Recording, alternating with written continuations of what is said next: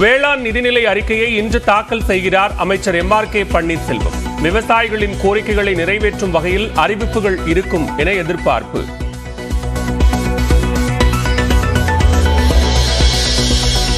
இரண்டாயிரத்து 24-2025 ஆண்டுக்கான தமிழ்நாடு பட்ஜெட்டை தாக்கல் செய்தார் அமைச்சர் தங்கம் தென்னரசு. நிதி பற்றாக்குறையை அரசு கட்டுக்குள் கொண்டு வந்திருப்பதாக பெருமிதம்.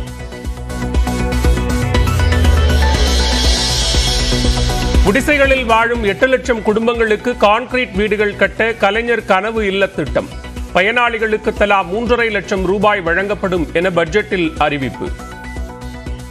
குடிசையில்லா தமிழ்நாடு என்ற இலக்கினை எய்திடும் வகையில் வரும் 2030 ஆண்டிற்குள் தமிழ்நாட்டின் ஊரக பகுதிகளில் 8 லட்சம் கான்கிரீட் வீடுகள் கட்டித்தரப்படும். முதற்கட்டமாக 2024-25 ஆண்டில் 1 லட்சம் புதிய வீடுகள் ஒவ்வொன்றும் 3.5 லட்சம் ரூபாய் செலவில் உருவாக்கப்படும். 2 ஆண்டுகளில் 5 லட்சம் ஏழை குடும்பத்தினரை வறுமையிலிருந்து மீட்க முதலமைச்சரின் தாயுமானவர் திட்டம் செயல்படுத்தப்படும். ஊரக பகுதிகளில் உள்ள அரசு உதவி பெறும் பள்ளி மாணவர்களுக்கும் முதலமைச்சரின் காலை உணவு திட்டம் விரிவாக்கம்.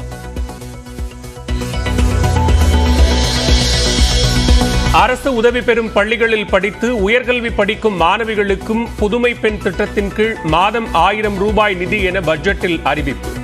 அரசு பள்ளிகளில் பயின்று உயர்கல்வியில் சேரும் மாணவர்களுக்கு மாதம் 1000 ரூபாய் நிதி வழங்க தமிழ் புதல்வன் திட்டம்.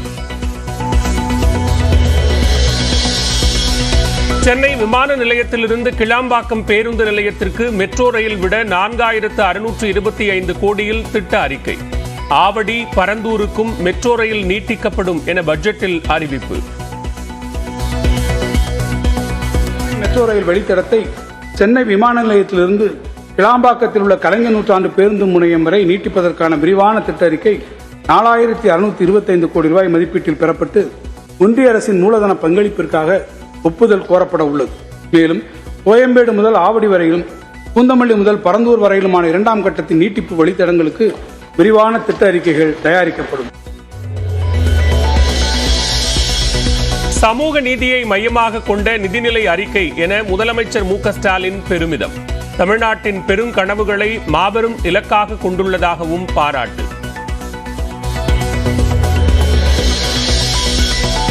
வளர்ச்சிக்கான திட்டங்கள் எதுவும் பட்ஜெட்டில் இடம்பெறவில்லை என எதிர்க்கட்சித் தலைவர் எடப்பாடி பழனிசாமி விமர்சனம். நிதி நிர்வாகத்தை சரியாக செய்யாமல் கடன் சுமைகளுக்கு மத்திய அரசின் மீது பழி போடுவதாக வானதி ஸ்ரீனிவாசன் குற்றச்சாட்டு.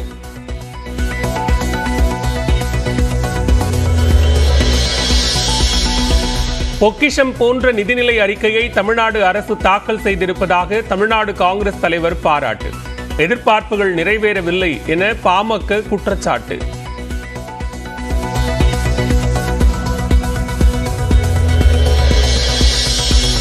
இந்தியா கூட்டணியை வெற்றி பெற வைக்க அடுத்த 100 நாட்கள் மிக முக்கியமானவை என ஸ்டாலின் கருத்து.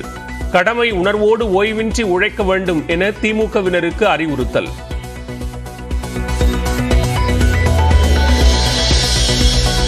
ஜெயலலிதா பயன்படுத்திய நகைகளை தமிழ்நாடு அரசிடம் ஒப்படைக்க வேண்டும். மார்ச் 6ஆம் தேதி அன்று கொடுக்குமாறு கர்நாடக அரசுக்கு பெங்களூரு நீதிமன்றம் உத்தரவு.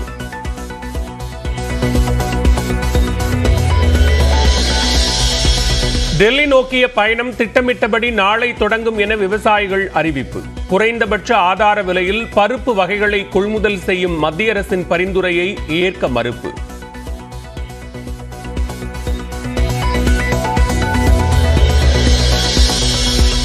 மக்களவைத் தேர்தலுக்கான விருப்ப மனு விநியோகத்தை தொடங்கிய திமுக. 2000 ரூபாயை கொடுத்து மனுவை வாங்கிச் செல்லும் திமுகவினர்.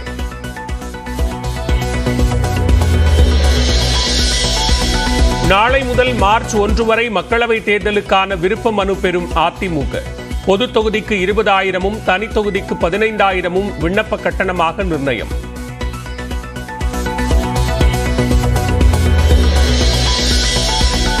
வரும் 27, 28ஆம் தேதிகளில் பிரதமர் மோடி தமிழ்நாடு வருகிறார். பல்லடத்தில் நடக்கும் எண்மண் எண்மக்கள் நடைப்பயண நிறைவு விழாவில் பங்கேற்பார் என அண்ணாமலை பேட்டி. 2 கோடி உறுப்பினர்களை சேர்க்க விஜயின் தமிழக வெற்றிக் கழகம் இலக்கு. பெண்கள் உட்பட அனைத்து தரப்பு வாக்காளர்களையும் சேர்க்க கவனம் செலுத்துமாறு சென்னையில் நடைபெற்ற ஆலோசனை கூட்டத்தில் நிர்வாகிகளுக்கு அறிவுறுத்தல். தமிழக வெற்றிக் கழக கட்சியில் விஜய் மக்கள் இயக்க நிர்வாகிகளுக்கு முக்கியத்துவம் தர முடிவு. புதிதாக கட்சியில் சேருவோரின் பணியை பொறுத்தே பொறுப்பு வழங்கவும் கூட்டத்தில் ஆலோசிக்கப்பட்டதாக தகவல்.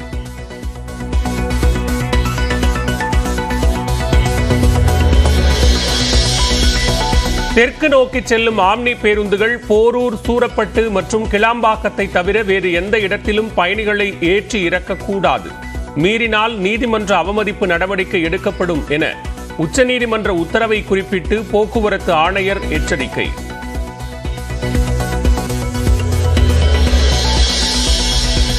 அமலாக்கத்துறை வழக்கிலிருந்து விடுவிக்க கோரி முன்னாள் அமைச்சர் செந்தில் பாலாஜி மனு. சென்னை முதன்மை அமர்வு நீதிமன்றத்தில் இன்று விசாரணை.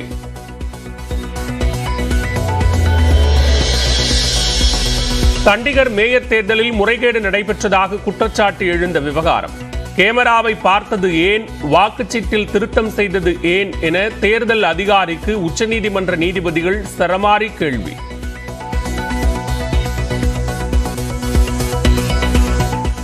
தமிழ்நாடு சட்டப்பேரவையில் தாக்கல் செய்யப்பட உள்ள வேளாண் பட்ஜெட்டில் விவசாயிகளின் கோரிக்கைகளை ஏற்று பல்வேறு அறிவிப்புகள் வெளியாகும் என்று எதிர்பார்க்கப்படுகிறது. திமுக ஆட்சிக்கு வந்ததும் வேளாண் துறைக்கென்று தனி பட்ஜெட் தாக்கல் செய்யப்படும் என்று தேர்தலின் போது அறிவிக்கப்பட்டது. அதை நிறைவேற்றும் விதமாக கடந்த 2021 ஆகஸ்ட் மாதம் தமிழ்நாட்டில் தனி வேளாண் பட்ஜெட் முதல் முறையாக தாக்கல் செய்யப்பட்டது. இதனை வேளாண்மை மற்றும் உழவர் நலத்துறை அமைச்சர் MRK பன்னீர்செல்வம் தாக்கல் செய்தார். இந்நிலையில் நடப்பு 2024-2025 நிதியாண்டிற்கான நிதிநிலை அறிக்கையை சட்டப்பேரவையில் நிதியமைச்சர் தங்கம் தென்னரசு நேற்று தாக்கல் செய்தார். இதையடுத்து வேளாண் நிதிநிலை அறிக்கையை வேளாண் துறை அமைச்சர் MRK பன்னீர்செல்வம் இன்று தாக்கல் செய்கிறார்.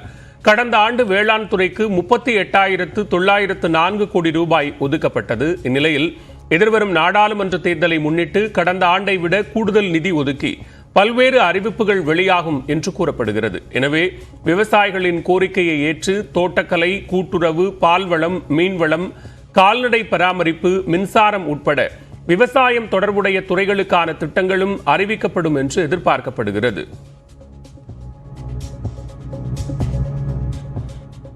அடுத்த நிதியாண்டுக்கான தமிழ்நாடு அரசின் பட்ஜெட்டை சட்டப்பேரவையில் நிதியமைச்சர் தங்கம் தென்னரசு தாக்கல் செய்தார். இதில் இடம்பெற்றுள்ள முக்கிய அம்சங்கள் குறித்து வரைகலை மூலமாக விளக்குகிறார் சிறப்பு செய்தியாளர் அபிநயா.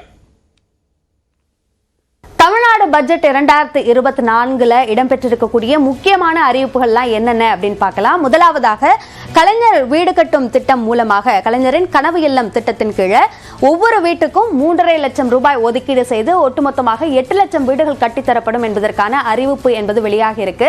மத்திய அரசு தரப்பிலிருந்து ஒரு வீடு கட்டுவதற்காக அந்த கிராமப்புற வீடு கட்டும் திட்டம் மூலமாக கொடுக்கப்படக்கூடிய நிதி போதுமானதாக இல்லை அப்படின்ற குற்றச்சாட்டை தமிழ்நாடு அரசு முன்வைத்திருக்கக்கூடிய நிலையில இந்த அறிவிப்பு என்பது முக்கியத்துவம் வாய்ந்ததாக பார்க்கப்படுது. அடுத்த திட்டம் என்ன அப்படின்னு நம்ம பார்த்தோம்னா 6ல இருந்து 12ஆம் வகுப்பு வரைக்கும் இருக்கக்கூடிய அரசு பள்ளிகளில் இருக்கக்கூடிய மாணவிகளுக்கு மட்டும் வழங்கப்பட்ட அந்த மாதம் 1000 ரூபாய் வழங்கும் புதுமை பெண் திட்டம் அரசு உதவி பெறும் பள்ளிகளுக்கும் விரிவாக்கம் செய்யப்பட்டிருக்கு.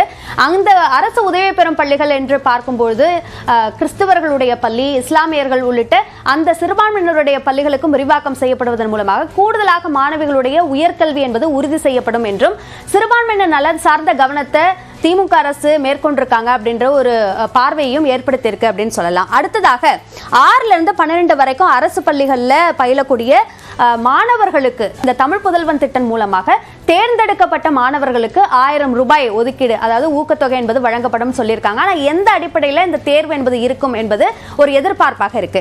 அடுத்த முக்கியமான திட்டம்னு எடுத்துட்டோம்னா ஊரக பகுதிகளில் இருக்கக்கூடிய அரசு உதவி பெறும் பள்ளிகளில் படிக்கக்கூடிய மாணவர்களுக்கும் காலை சிற்றுண்டி உணவு திட்டம் விரிவாக்கம் செய்யப்படுது. அரசு பள்ளிகளில் மட்டும் இருந்தது, இங்கேயும் அரசு உதவி பெறும் பள்ளிகளுக்கும் இது விரிவாக்கம் செய்யப்படுது. அரசு உதவி பெறும் பள்ளிகளில் பெரும்பான்மையாக கிறிஸ்தவ பள்ளிகள் இருக்கிறது, இஸ்லாமிய பள்ளிகள் இருக்கு அப்படின்றதுனால தான் சிறுபான்மையினர் நலன் சார்ந்த ஒரு பார்வையை திமுக அரசு மேற்கொள்ளுது அப்படின்ற ஒரு விஷயமும் முன்னெடுக்கப்படுது. அடுத்ததாக இருக்கக்கூடிய அறிவிப்புன்னு பார்த்தோம்னா, சென்னையில விமான நிலையத்திலிருந்து கிளாம்பாக்கம் வரையிலும், கோயம்பேடுல ஆவடி வரைக்கும், பூந்தமல்லியிலிருந்து பரந்தூருக்கும் மெட்ரோ ரயில் திட்டம் விரிவாக்கம் என்பது செய்யப்படும் என்றும் 12,000 கோடி ரூபாய் நிதி ஒதுக்கீடும் செய்யப்பட்டிருக்கு. கிளாம்பாக்கத்துக்கான அந்த கனெக்டிவிட்டி இல்லை அப்படின்ற குற்றச்சாட்டை முன்வைத்திருக்கக்கூடிய நிலையில இந்த மெட்ரோ திட்ட அறிவிப்பு என்பது முக்கியத்துவம் வாய்ந்ததாக பார்க்க வேண்டும். அடுத்த அறிவிப்புன்னு எடுத்துக்கிட்டோம்னா, 5 லட்சம் ஏழைகளை வறுமையிலிருந்து விடுவிப்பதற்கான முதலமைச்சரின் தாயுமானவர் திட்டம் என்ற ஒரு புதிய திட்டத்தை தமிழ்நாடு அரசு அறிவிச்சிருக்காங்க. இதன் மூலமாக யார் ஏழைகள் என்பது பொதுமக்கள் சார்ந்த மூலமாகவும், கிராம சபை கூட்டங்கள் மூலமாகவும், தன்னார்வ தொண்டு நிறுவனங்கள் மூலமாகவும் அவர்கள் கூட எல்லாம் இணைந்து பணி செய்வதன் மூலமாக அவர்கள் கண்டறியப்பட்டு அவர்களை வறுமையிலிருந்து மீட்பதற்கான வீடு கட்டி தருவது, அவர்களுடைய குழந்தைகளுக்கு கல்வியை உறுதி செய்வது, இந்த நடவடிக்கைகள் எல்லாம் மேற்கொள்ளப்படும் அப்படின்னு சொல்லப்பட்டிருக்கு. இது ஒரு முக்கியமான அறிவிப்பாக இருக்கு. அடுத்ததாக 3ஆம் பாலினத்தவருக்கான உயர்கல்வி செலவுகள் முழுவதையும் அரசே ஏற்கும் அப்படின்னு சொல்லியிருக்காங்க. அவர்களுக்கான உரிமைகள் சார்ந்த விஷயங்களுக்காக நிறைய போராட்டம் செய்து கொண்டிருக்கக்கூடிய நிலையில இந்த அறிவிப்பு என்பது அவர்களுடைய உயர்கல்வியை உறுதி செய்யக்கூடியதாக அமையும். அடுத்த முக்கியமான திட்டம்னு எடுத்துக்கிட்டோம்னா, staff selection commission, railway recruitment board வங்கி தேர்வுகளுக்கு தயாராவதற்காக 6 மாத உறைவிட பயிற்சி மையம் சென்னை, கோவை, மதுரை ஆகிய மாவட்டங்கள்ல அமைக்கப்படும் அப்படின்னு சொல்லியிருக்காங்க. 6 கோடி ரூபாய் நிதியம் ஒதுக்கப்பட்டிருக்கு. இந்த தேர்வுகளுக்கு போதுமான விழிப்புணர்வு தமிழ்நாட்டில் இல்லை அப்படின்னு சொல்லப்படக்கூடிய நிலையில இந்த அறிவிப்பு என்பது ஒரு முக்கியமான விஷயமாக பார்க்கப்படுது. அடுத்ததாக 1 லட்சம் மாணவர்களுக்கு கல்வி கடன் வழங்குவதற்காக 2,500 கோடி ரூபாய் ஒதுக்கீடு செய்யப்பட்டிருக்கு. கல்வி கடன் ரத்து செய்யப்படுமா என்ற எதிர்பார்ப்பு இருந்த நிலையில அந்த அறிவிப்பு இடம்பெறல அப்படின்னாலும் இந்த கல்வி கடன் சார்ந்த அறிவிப்பு வெளியிட்டிருக்காங்க. இது ஏற்கனவே கூட்டுறவு வங்கிகள்ல கொடுக்கப்பட்ட அந்த கல்வி கடனோட உச்சவரம்பு அதிகரிச்சதுக்காக இந்த நிதி ஒதுக்கீடு செய்யப்பட்டிருக்கா என்ற கேள்வியும் எழுது.